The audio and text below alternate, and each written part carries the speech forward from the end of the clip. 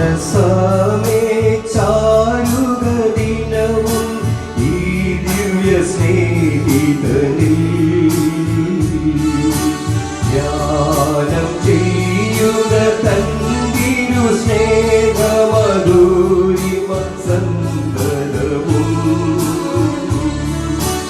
എന്തു ഖേദം വരികിലും പകരാം യേശുവിൽ നിന്നാശ്രയം കരുതി അന്ത്യത്തോളം പൊരുതുക കുരിശിൻ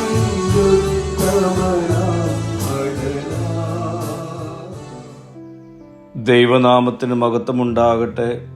ഇന്നത്തെ പ്രഭാത ധ്യാനത്തിനായി 33-ാം സങ്കീർത്തനം 4-ാം വാക്യം.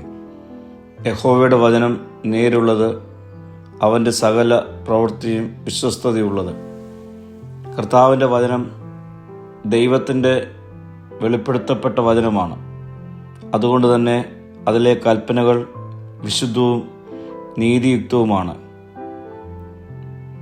അതുമൂലം അതിലെ ശിക്ഷ പക്ഷപാതമില്ലാത്തതാണ്. ദുഷ്ടന്മാരെ കുറ്റം വിധിക്കുകയും ക്രിസ്തുവിൻ്റെ പൂർണ്ണ നീതിയുടെ പേരിൽ നമ്മെ കുറ്റവിമുക്തരാക്കുകയും ചെയ്യും. അതുമൂലം ദൈവനാമം മഹത്വപ്പെടുകയും ബഹുമാനിക്കപ്പെടുകയും ചെയ്യുന്നു. വചനത്തിൻ്റെ സുവിശേഷം ശരിയും നല്ലതുമായ കാര്യങ്ങൾ തിരിച്ചറിഞ്ഞ് ശരിയായ വഴിയിലേക്ക് നമ്മെ നയിക്കുന്നു. കാപട്യം നിറഞ്ഞ ലോകത്തിൽ നേരുള്ള ദൈവവചനപ്രകാരം ജീവിച്ച് ദൈവിക വിശ്വസ്തത അനുഭവിപ്പാൻ ഈ നാളുകൾ നമ്മെ തന്നെ ഒരുക്കാം.